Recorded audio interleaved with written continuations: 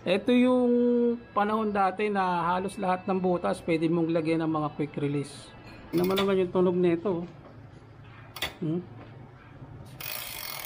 Wow.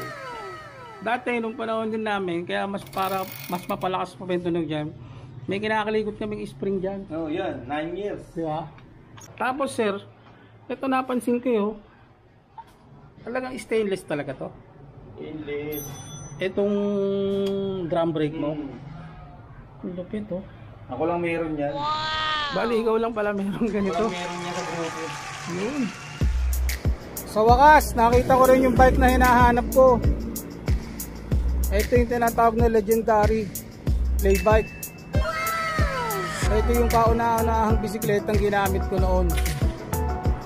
Sa video na to, makakausap natin si Sir Ryan Earl, isa sa mga member ng Playbike Philippines. So tara, let's go! No, I don't take shit. I got no love for the fakeness. If you wanna play tough and wanna hate this, I'll always show up.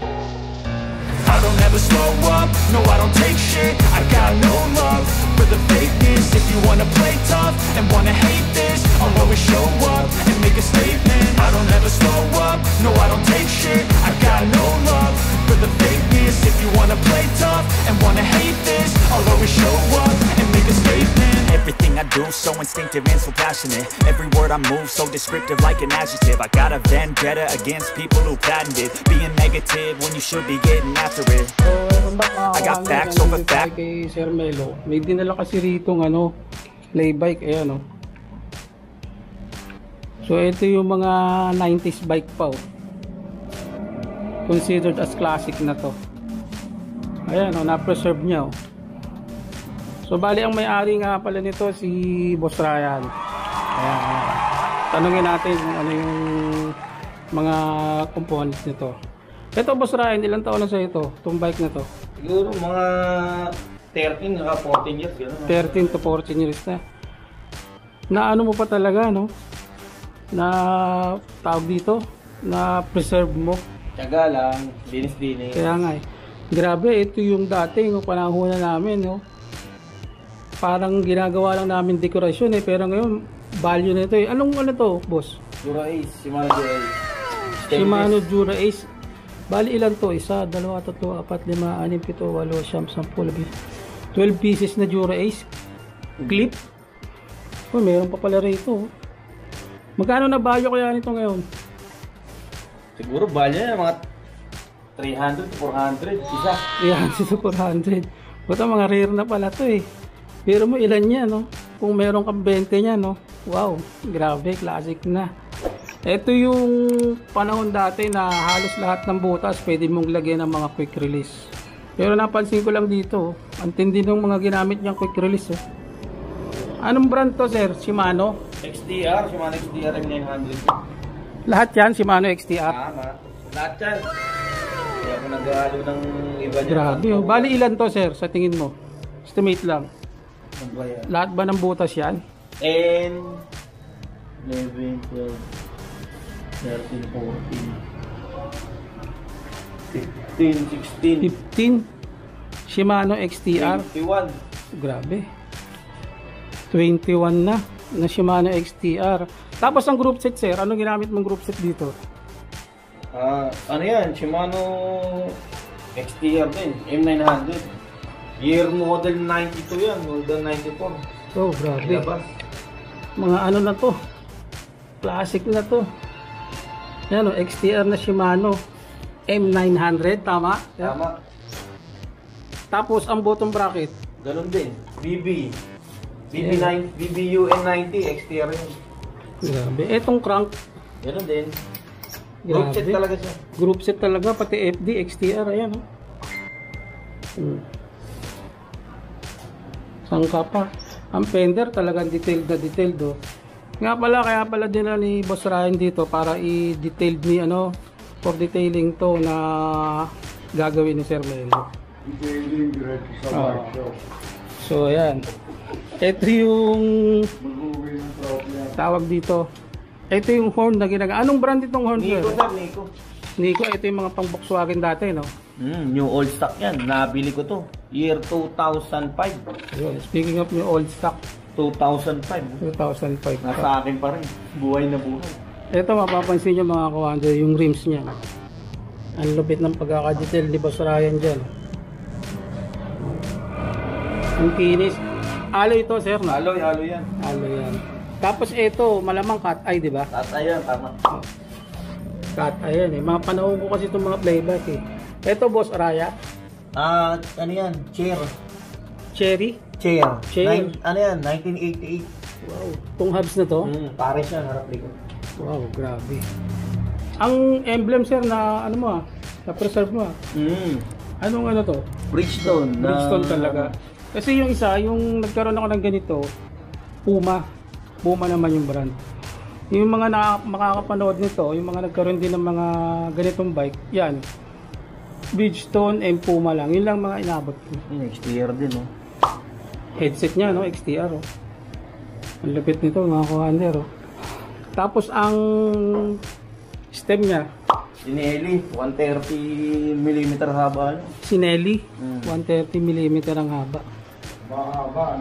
Grabe. Ito matindi, oh, combo shifter na XTR din. Tapos sir, ito napansin ko yun, talagang stainless talaga to. Stainless. Itong drum brake mo, ang lupit oh. Ako lang meron yan. Bali, ikaw lang pala meron ganito. Walang meron niya sa grupo. Yun. Yun ang matindi dyan. Yun naman naman yung tunog nito. Wow. Dati, nung panahon din namin, kaya mas mapalakas pa yung tunog dyan. May kinakalikot kaming spring dyan. Oh, yan. 9 years. Diba? Para yung bumalik lang yung trend ngayon na yung gusto mo maging tunog halimaw. O yung... Yan yung ginagawa namin dati. Na nauuso ngayon na lumabas. Na ano talaga maingay. So ayan mga kawander. Ayan yung isa sa mga koleksyon ni Boss Ryan. Boss Ryan taga saang anong lugar? Diyan lang ako sama Street. Oh, Batang Zero. Bisaya namin yun. Batang Sampaloc din yan. Mahirap lang. Kaya mga Batang Sampaloc mahilig din talaga sa mga bisikleta at saka mga nagko-kolekta. So ayan mga kawander, ito yung tinatawag na play bike. Considered as ano na to, classic. Tsaka kita mo naman yung upuan niya, no? Upuan nito, minana ko pa sa taga-tondo to, gawang tondo to. Ayan, no? Pero Sobrang buhay na kapal buhay yan. pa. Ito yung ginagamit pang long ride eh. Itong So ito, pansinin nyo to mga kawander. Yung crank ni Boss, nakatubay ito. Pero lahat ng butas may quick release. Ayan. Kaya naging design na lang yung quick release. Ang lupit, di ba? Tapos, XTR pa yan. Antakin mo. Ayan, no? Pati itong pedal na talagang alloy. Ako 1 key lang rin, 1 key. 1 key. Ayan, bottom bracket yan. Lupit, oh. Hindi, 1 key release siya, yung hindi mo na kailangan ng puller. Talagang isang ano na lang. Allen rings na lang gamit. Dito na lang ipapasok, no? Kalas, kabit, yan na. Ayos. So ito, anong ginamit na mga reflector dito, boss? Cat eye pa rin yan, cat eye. Mga original cat eye pa yan. Ano? So, cat eye din yan. Cat eye yan. Talagang pag nasinaga ng ilaw, liwanag siya. Pati dito sa likod mo, no?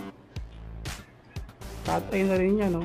Bali, ano to, Boss Ryan? Ito yung gano'ng kalayo na yung nabiyahe nito? Nag-rides kami hanggang Maragondon eh. Bali hanggang Maragondon yung biniyahe lang. Kasi Mula rito ako sa Manila hanggang Maragondon. Manila to Maragondon, balikan. Balikan. At ang lupit din. Kasi ito dati, alam ko, may bumabiyahe nito, naka-free wheel. Nasubukan mo na may free wheel yan. Kaya naman kahit walang gulong. Ayan. Kasi ito mga kawander, yung panahon nitong mga play bike, ito yung pag tinanggal mo yung gulong, aangat to. So, yan yung mga dating bumabiyahe na mga magmula dito sa Sampaloc hanggang Moa, iikot yun. Walang gulong. Yun yung tinatawag na naka-free wheel. Isang gulong lang, ito lang yung tatakbo. Bali nakaangat sila dyan, babiyahe sila. Balikan yun. Yun yung mga panahon nito, mga play bike. Kasabay ng mga BMX. Wala pang mo, ano, Ayan. kultural. Oh, wala pa palang mo ano, cultural pa lang 'yun, yung mga panahon nun. Wala pang art. Yun, folk art skater. Sabi ni Sir Melo. So ayan mga Commander. Yan yung play bike. So yun, sana nagustuhan nyo yung video na yan. Like and subscribe lang. And then, God bless.